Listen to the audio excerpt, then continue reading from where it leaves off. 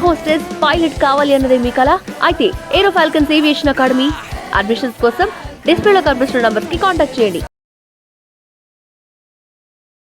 భరద్వాజ్ గారు, ఈ మధ్య సినిమా రిపోర్టర్లు, దాంతోపాటు సినిమాలో యాక్ట్ చేసిన వాళ్ళు రకరకాలుగా మాట్లాడుతున్నారు.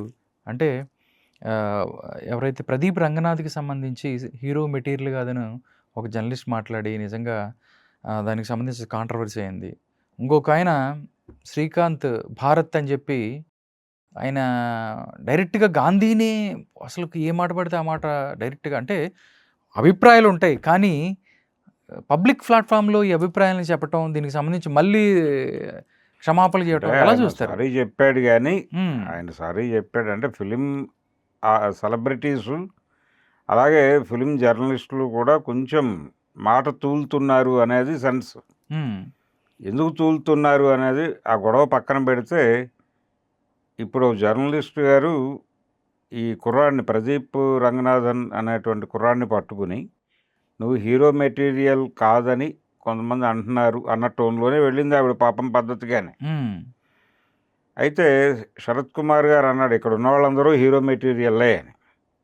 కాదని మీరంటే అప్పుడు మాట్లాడదామని. హ్మ్.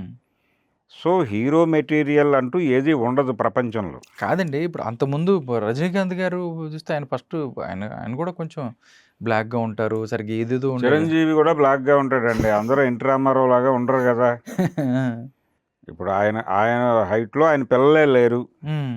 బాలకృష్ణకిను రామారావుకి పోలికలు పెట్టగలరా? హ్మ్. ఆయన వాయస్సు ఇతనికి రాలేదు.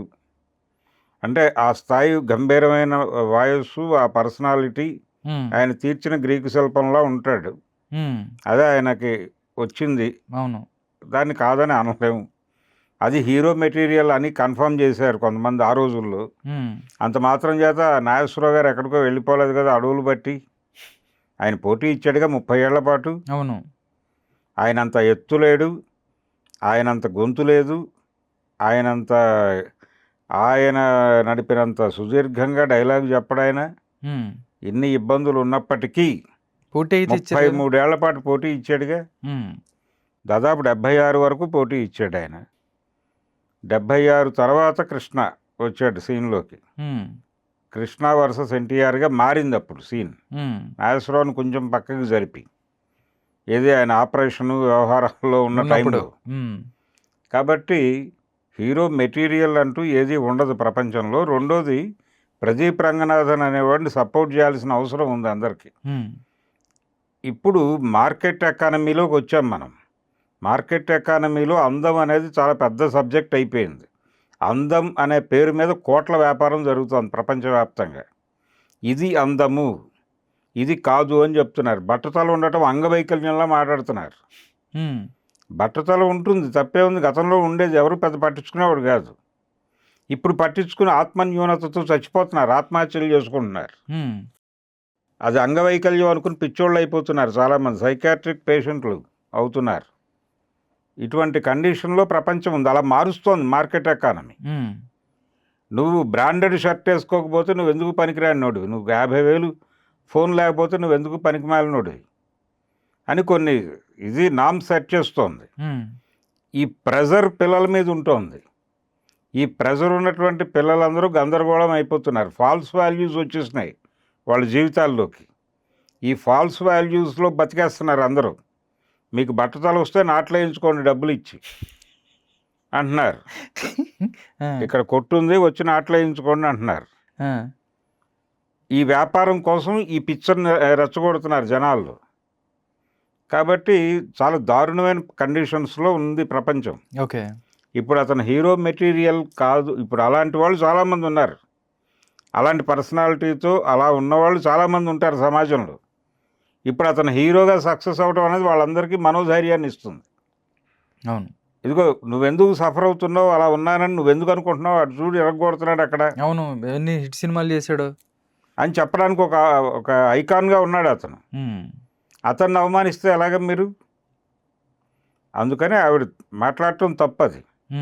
అతన్ని మాత్రమే కాదు, ప్రస్తుతం అందము అనే సబ్జెక్ట్ మీద అందాన్ని వాళ్ళ ఇష్టం వచ్చిన పద్ధతిలో డిఫైన్ చేసి ఇలా ఉంటేనే అందము అని చెప్పి వాళ్ళే కొన్ని నామ్స్ సెట్ చేసి ఇలా లేని వాళ్ళందరికీ అలా తయారు చేస్తాం మేము, మా దగ్గరికి రండి. జిమ్ములు ఇవన్నీ ఎందుకు బతుకుతున్నాయి, గతంలో ఎందుకు లేవు? మార్కెట్ ఎకానమీకి ముందు జిమ్ములు లేవు కదా. అవును. ఇన్ని రకాల విచిత్రమైనటువంటి ఆసుపత్రులు లేవు కదా. జుట్టు నాట్లేస్తామనే ఆసుపత్రులు లేవు, పళ్ళు ప్లాంట్ చేస్తామనేటువంటి హాస్పిటల్స్ లేవు ఆ రోజుల్లో. హ్యాపీగా ఉన్నారు కదా ప్రజలు, లేకుండా ఎక్కడికి పోలేదు కదా. ప్రతిదీ సమస్య చేస్తున్నారు, ప్రతిదీ ఇష్యూ చేస్తున్నారు, ప్రతిదీ భయపెడుతున్నారు జనాల్ని, పిచ్చివాళ్ళుగా మారుస్తున్నారు. సైకాట్రిక్ డాక్టర్లకు విపరీతమైన గిరాకీ ఇప్పుడు. ఈ మార్కెట్ ఎకానమీ, కన్జ్యూమరిస్టిక్ సొసైటీ వలన కన్జ్యూమరిజం పెరిగిపోయి, వస్తు వ్యామోహం పెరిగిపోయి, అనవసరమైన వస్తువులు కూడా అవసరమైన వస్తువులుగా, నిత్యావసర వస్తువులుగా మారిపోయి, ఫోన్ లేకపోవడం అనేది ఎలాగా? అవును, ఫోన్ నిత్యావసర వస్తువు ఇప్పుడు అయిపోయింది. అది నిత్యావసర వస్తువే, కాదంటే తంతారు. కారు నిత్యావసర వస్తువు.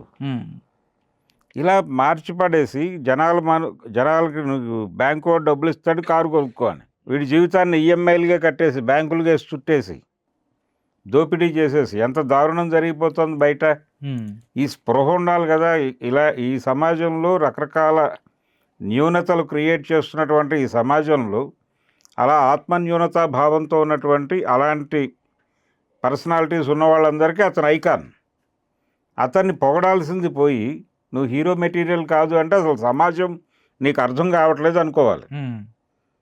సమాజం పట్ల ఏమాత్రము స్పృహ లేకుండా, అర్థం చేసుకోకుండా, మార్కెట్ ఎకానమీ పట్ల, బయట జరుగుతున్నటువంటి హింసల పట్ల ఏ మాత్రము సమాచారం లేకుండా మాట్లాడటం. అది ఒక జర్నలిస్ట్ ఎలా మాట్లాడుతుంది సమాజం తెలియకుండా?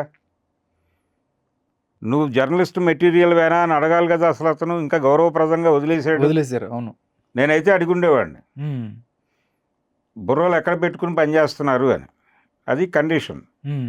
కాబట్టి అదొక దుర్మార్గం. అయితే ఇతను మాట్లాడటం అసలు దారుణం. ఎవరు?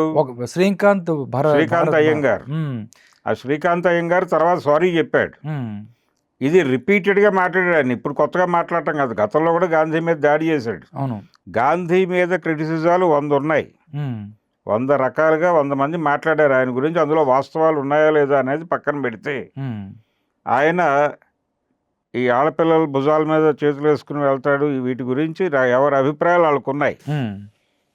అయితే ఆయన మీద ప్రచారంలో ఉన్నటువంటి విషయాలు కూడా అనేకం ఉన్నాయి. అయితే ఇప్పుడు వాంటెడ్గా వాటిని తవ్వి ఎందుకు మాట్లాడాడు అంత అగ్రెసివ్గా అంటే, ఒక ప్రోగ్రాం ఉంది వాళ్ళకి. ఈ దేశంలో మైనారిటీలు, దళితులు, వాళ్ళు అంబేద్కర్ని, మహాత్మా గాంధీని, రాజ్యాంగాన్ని అడ్డం పెట్టుకు బతుకుతున్నారు. ఆ మూడింటిని పీకేద్దామని ప్రోగ్రాం చేశారు వీళ్ళు. ఓకే. అందులో రాజ్యాంగం ఆల్రెడీ పక్కకి వెళ్ళిపోయింది. కాన్స్టిట్యూషన్ నిన్న లొంగిపోయిన నక్సలైట్లకు రాజ్యాంగాలు ఇచ్చారు, కానీ వాస్తవానికి ఈ దేశంలో రాజ్యాంగాన్ని ప్రకారం పరిపాలన జరగటం లేదు. కాన్స్టిట్యూషన్ అంటే ఏమాత్రము భయం లేకపోవడం వల్లనే అమిత్ షా నేను ఎవరినైనా చంపేస్తాను అని మాట్లాడుతున్నాడు చల్లారలేస్తే. కాన్స్టిట్యూషన్ అలా చెప్పలేదు కదా. కాన్స్టిట్యూషన్ ప్రైవేట్ ఆర్మీలను ప్రోత్సహించొద్దు అని చెప్పింది స్పష్టంగా. కానీ సల్వా జుడుమ్ అనేటువంటి ప్రైవేట్ ఆర్మీని అలో చేయలేదు. ప్రైవేట్ ఆర్మీని తప్పుబట్టాడు ఆయన. రెడ్డి గారు, సుదర్శన్ రెడ్డి జడ్జిగా ఉండగా, సుప్రీంకోర్టు జడ్జిగా ఉన్నప్పుడు, అవును, ఆ సల్వా జుడుమ్ని తప్పు పట్టడం వలన సల్వా జుడుమ్ పీకాల్సి వచ్చింది. అది లేకపోతే, ఈ జడ్జిమెంట్ లేకపోతే 20 ఏళ్ల క్రితమే నక్సలైట్లు అంతం చేసేవాళ్ళం అని మాట్లాడాడు ఆయన. అది మొత్తం ఆ మాటలన్నీ కాన్స్టిట్యూషనల్ వైలేషన్ అయ్యి, ఇంత రాజ్యాంగ ఉల్లంఘన, ప్రతి పావు గంటకు ఒకసారి రాజ్యాంగ ఉల్లంఘనకు పాల్పడుతూ ఉన్నటువంటి పరిస్థితి, రాజ్యాంగాన్ని తూట్లు పొడిచి పక్కకి గెంటేశారు, అయిపోయింది అది. వీళ్ళ రాజ్యాంగం అమలు అవుతుంది, కార్పొరేట్ రాజ్యాంగాన్ని అమలు చేస్తున్నారు వాళ్ళు. దాన్ని క్వశ్చన్ చేస్తే చంపేస్తామని చెప్తున్నాడు ఆయన, అమిత్ షా గారు. ఇలా రాజ్యాంగాన్ని తొక్కేశారు, అంబేద్కర్ని నెట్టేశారు పక్కకి, గాంధీని కూడా గెంటేయాలనేది ప్రోగ్రాం. అందులో భాగంగానే గాంధీ మీద క్రిటికల్గా ఉండటం కాదు, గాంధీని రెడిక్యూల్ చేయాలి. ఈ రెడిక్యూల్ చేసే వాళ్ళందరూ వాళ్ళ దృష్టిలోకి వెళ్తారు, వాళ్ళు ఆశీర్వదిస్తారు. అందుకోసం చేసిన తిప్పలేదు. ఓకే. అందుకని వాంటెడ్గా ఆయన ఇంతకు ముందు కూడా మాట్లాడాడు, ఇప్పుడు సారీ చెప్పాడు కానీ ఓకే. ఆ రోజున సారీ చెప్పలేదు. అంటే వీళ్ళు గాంధీని తిడుతూనే భగత్ సింగ్, దాంతోపాటు సుభాష్ చంద్రబోస్ ఇలాంటి వాళ్ళు చాలామంది ఉన్నారు అని కూడా, అంటే ఇటు చూస్తే చూస్తే ఇది రైట్ వింగ్ పనులు ఎలాగే రైట్ వింగ్ పనులే. ఇప్పుడు భగత్ సింగ్ని పొగట్టడం కూడా వాళ్ళు ఇంటెన్షనల్ ప్రోగ్రామ్ ఏం కాదు. గాంధీని రెడిక్యూల్ చేయడం కోసం ఎవరో ఒకళ్ళని తీసుకురావాలి. ఆ బ్యాలెన్సింగ్ ప్రోగ్రాంలో భాగంగా భగత్ సింగ్ని తీసుకొస్తున్నారు. కానీ భగత్ సింగ్ అనేవాడు మార్క్సిస్ట్. ఆయన చివరి రోజుల్లో జైల్లో కూర్చుని చదివింది మార్క్స్ సాహిత్యమే చనిపోవడానికి ముందు. ఓకే. ఇప్పటికీ వాళ్ళ మేనల్లుడు లెఫ్ట్ పార్టీస్తోనే ఉన్నాడు, భగత్ సింగ్ మేనల్లుడు. ఆయన ఈ మధ్య హైదరాబాద్ కూడా వచ్చి మాట్లాడి వెళ్ళాడు. కాబట్టి వీళ్ళ మెయిన్ టార్గెట్ ఈ దేశంలో మైనారిటీలు, బడుగు బలహీన వర్గాలు అందరూ కూడా గాంధీని, రాజ్యాంగాన్ని, అంబేద్కర్ని అడ్డం పెట్టుకుని బతుకుతున్నారు. ఈ ముగ్గురిని చంపేయాలి అనే ప్రోగ్రాంలో భాగంగా ఒక జనరల్ ప్రోగ్రామ్ డిసైడ్ అయిపోయి బ్రెయిన్స్లోకి ఎక్కించారు. ఆ ఎక్కించిన పిచ్చ వలన అతను అలా మాట్లాడాడు. అతన్ని కాదు కొట్టాల్సింది, ఇంకొంచెం పెద్ద కర్ర తీసుకొని ఈ భావజాలాలని ప్రమోట్ చేస్తున్నటువంటి థింక్ ట్యాంక్ ఒకటి ఉంది, సంఘ్ పరివార్ అని. అక్కడి నుంచి వస్తున్నటువంటి గోల ఇదంతా. ఓకే. కాబట్టి శ్రీకాంత్ అయ్యర్ని కొడితే ప్రయోజనం లేదు, వాళ్ళని కొట్టాలి. అందుకని అది ఆ గోల. ఈ గోల ఏమో మార్కెట్ ఎకానమీ, ప్రపంచము, దీనికి సంబంధించిన అవగాహన లేకపోవడం వలన జర్నలిస్టులు ఈ గోలంతా చేస్తున్నారు. మొన్న ఇంకో జర్నలిస్ట్ ఒక ఆయన మూర్తి గారు మంచులక్ష్మి గారిని ఈ వయసులో ఈ బట్టలు ఏంటి అన్నాడు. ఈ వయసులో ఈ బట్టలు అది క్యాజువల్గా కావచ్చు, కానీ ఆయన సారీ చెప్పాడు. ఆయన సారీ చెప్పాడు. సారీ చెప్పారు కానీ ఎందుకు ఆ మాటలు అనాలి? ఏం సంబంధం? మీరు అవతల మనిషి ప్రైవసీలోకి వెళ్ళి మాట్లాడాల్సిన అవసరం ఏముంది? అంటే వాళ్ళతో మాకు అంత ఇంటిమసీ ఉందని ఎందుకు చెప్పుకోవాలని తహతలాడుతున్నారు. నువ్వు అని ఎందుకు మాట్లాడుతున్నారు? ఇంటర్వ్యూ చేసేవాళ్ళు ఎంత సెలబ్రిటీస్ అయినా కానీ ఇంటర్వ్యూని వాళ్ళు ఒక సినిమా ప్రమోషన్ కోసం మీ దగ్గరికి వచ్చారు, సినిమా ప్రమోషన్ వరకు మాట్లాడు, అంతే. ఆ సినిమా లైన్స్ ఉండి మాట్లాడండి. వాళ్ళ పర్సనల్ ఇష్యూస్, వాళ్ళు ఏ ప్యాంట్ వేసుకున్నారు, ఏ చొక్కా వేసుకున్నారు, ఆ చొక్కాకి బొక్కలు ఉన్నాయా, ప్యాంటుకి రంధ్రాలు ఉన్నాయా, ఆ గోళ్ళంతా మీకెందుకు? ఇప్పుడు గతంలో యేసుదాస్ అంతటి వాడు ఆడపిల్లలు కొంచెం ప్రొవోకింగ్ డ్రెస్ వేయటం వలన ఇలాంటి దారుణాలు జరుగుతున్నాయని మాట్లాడాడు. మహిళా సంఘాలని విరుచుకుపడ్డాయి, సారీ చెప్పాడు ఆయన. ఇప్పుడు నీలో 100 లోపాలు పెట్టుకుని నువ్వు నిన్ను కంట్రోల్ చేసుకోకుండా వాళ్ళ బట్టలు వేసుకోవడం వల్ల, అంటే వాళ్ళ బట్టలు వేసుకుంటే మీరు వెళ్ళిపోయి రేప్ చేసేస్తారా అంటే ఏం చెప్తారు వీళ్ళు? అందుకని ఈ దౌర్భాగ్యం ఉంది. అంటే సమాజాన్ని, మనుషుల్ని ఎలా అర్థం చేసుకోవాలి, ఎలా కమ్యూనికేట్ చేయాలి అనే దానికి సంబంధించినటువంటి జ్ఞానరాహిత్యం సమాజంలో విస్తృతంగా ఉండటం వలన ఇలాంటి వాళ్ళు తయారవుతున్నారు. అదేమో శ్రీకాంత్ అయ్యర్ది ఇంటెన్షనల్, కావాలని ఆ పిచ్చిని ప్రమోట్ చేస్తోంది భారతీయ జనతా పార్టీ, సంఘ్ పరివారు. ఈ పిచ్చని చాలా మందిలోకి ప్రమోట్ చేస్తున్నారు. అందులో భాగమే అంటే భారతదేశంలో హిందువులకు అన్యాయం జరిగిపోతోంది. అవును, గాంధీకి కూడా అన్యాయం చేశాడు హిందువులకి. గాంధీ, నెహ్రూ ఇద్దరూ కలిసి అన్యాయం చేశారు అనేది ఎస్టాబ్లిష్ చేస్తూ మొన్న ఫిల్మ్ నగర్ క్లబ్లో అరవిందరావు గారి నాయకత్వంలో ఉన్న నాగేశ్వరరావు గారు తదితరులు అందరూ, ఎల్వి సుబ్రహ్మణ్యం గారు అందరూ కలిసి మీటింగ్ పెట్టారు.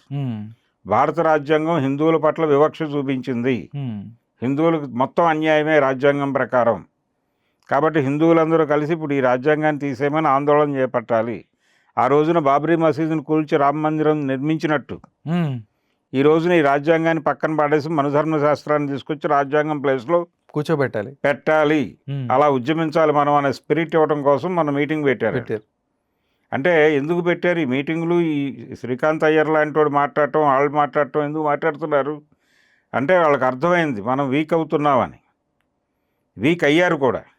63 సీట్లు కోల్పోయారు మొన్న 24 ఎన్నికల్లో. అవును, కాబట్టి మన బలం తగ్గుతోంది అనే విషయం వాళ్ళకి అర్థమై మళ్ళీ పిచ్చిని రెచ్చగొట్టడానికి, మళ్ళీ పిచ్చిని రెచ్చగొట్టాలి. పిచ్చిని రెచ్చగొట్టే మనం గెలుస్తూ ఉన్నాం రిపీటెడ్గా. ఆ పిచ్చి ఎక్కడో తగ్గుతోంది, మళ్ళీ పిచ్చి వేయాలి. అందుకని ఈ మీటింగులు, ఈ గోల శ్రీకాంత్ అయ్యర్తో ఇలాంటి వాళ్ళతో మాట్లాడించడం, ఈ గోలంతా ఆ పర్పస్ కోసం జరుగుతోంది. ఇదేమో ఈ గోల, అది ఆ గోల, అందరూ సినిమా సెలబ్రిటీస్ అవడంతో టోటల్గా సినిమా ప్రోగ్రామ్ అయింది. ఓకే. అది గొడవ.